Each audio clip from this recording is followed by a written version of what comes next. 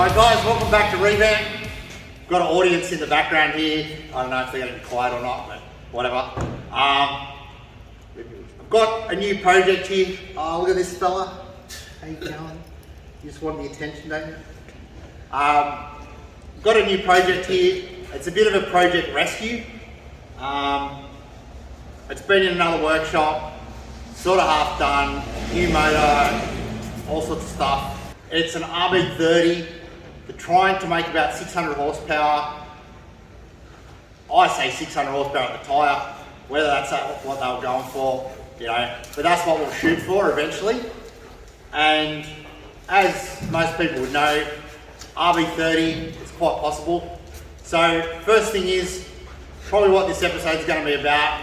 We're going to just go around it, get underneath it, have a look, see what's been done, assess where we've got to move the project onto, and let's try and rescue this Rb30 project. Right, so you can see we've got the Rb30. Still got the distributor here, although as far as I'm aware, we're supposed to be converting that to just a pickup, but we've got the low mount turbo manifold and supposedly some sort of high flow turbo. Now, as you can see, first thing straight off the bat, I'm not happy with that. There's no reason for that intercooler piping to be hard up against that inner guard. Some of the other things, I'm pretty sure we're not running factory management, so I don't believe that the airflow meter is going to be necessary. Let's keep going.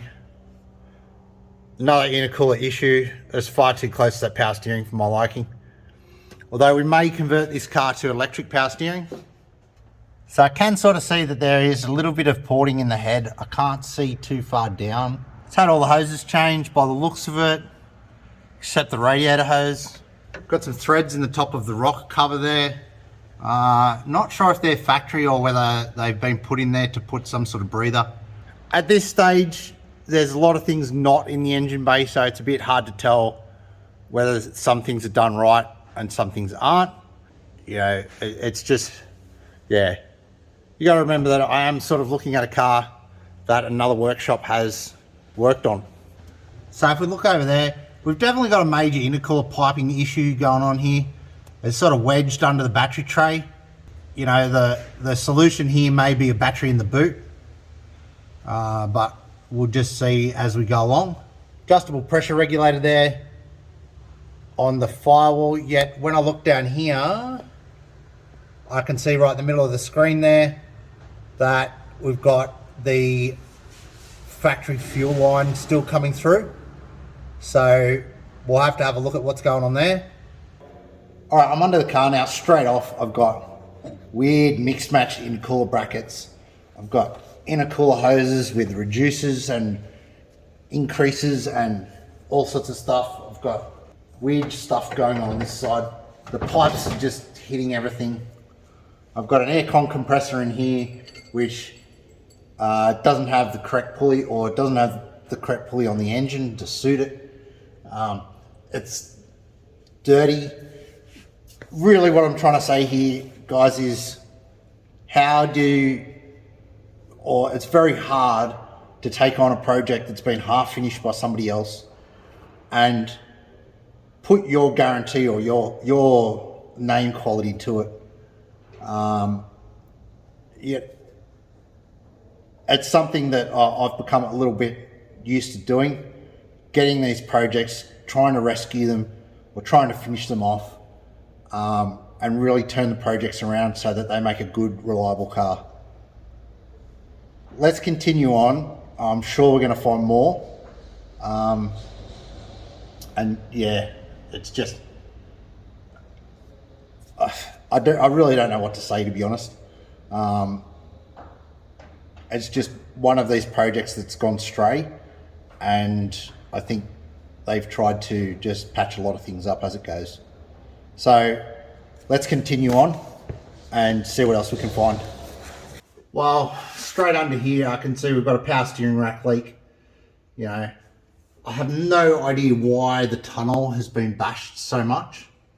We do have the, I think this is the bigger Skyline / VL turbo gearbox. We've got things like pieces of rubber wedged between the exhaust and the body. You know, I just don't understand how it's ended up like this. I've got a big wedge, a big block in between the gearbox crossmember and the body. So that'll be spacing the gearbox down. I have no idea why it's doing that. Maybe it's something to do with the gearbox in it, I'm not sure. Let's see if we can go back and have a look at what's going on with this fuel system.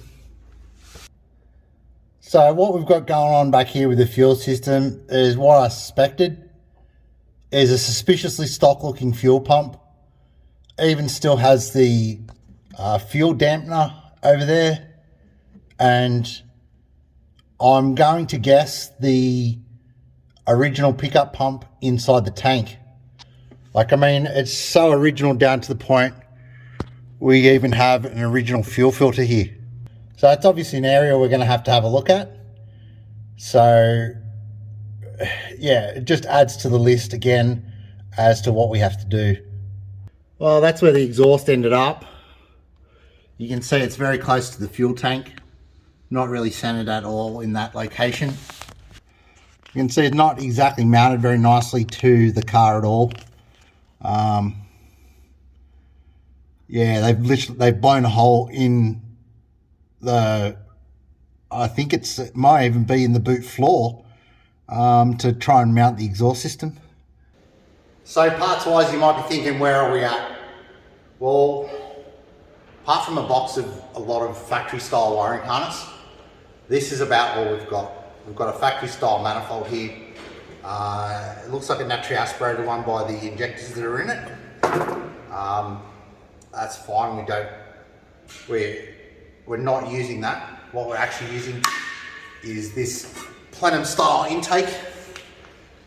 It's not one that I've seen before, but look, if it works, it works. Obviously front mount throttle body, and unusually the two halves are welded together. I usually see them where they're bolted together.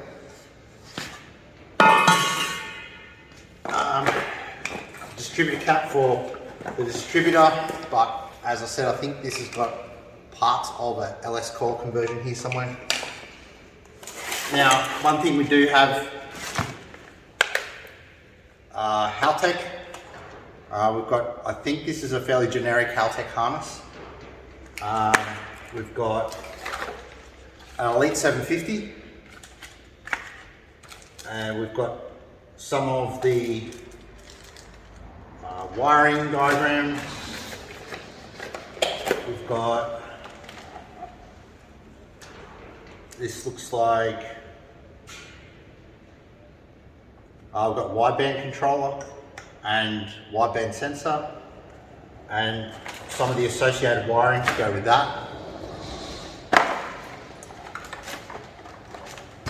What we've got over here, we've got a fuel rail with some brackets that have been made for it. Got a set of injectors.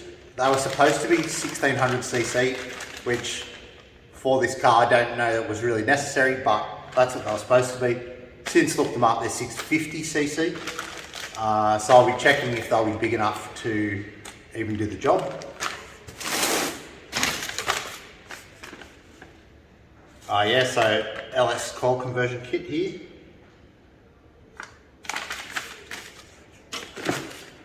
Some factory wiring. An Apexi computer for an RB. A stock RB computer. We've got wiring plugs, some more wiring plugs. Here's the bracket for the LS coil conversion.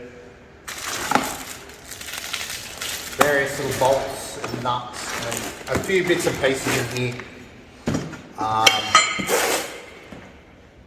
but I'm sure we're going to need some more. Obviously we've got some bits and pieces here to do the job.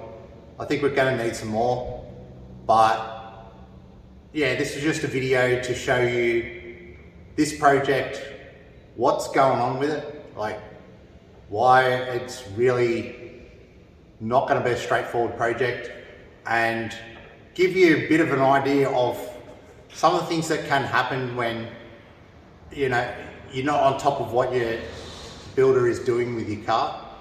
So if you want to see more on this, you want to see what happens to it, if we make the power, if we get it reliable, subscribe to the channel, give us a like, share it with a friend, and I'll see you next time on Next Gen Revamp.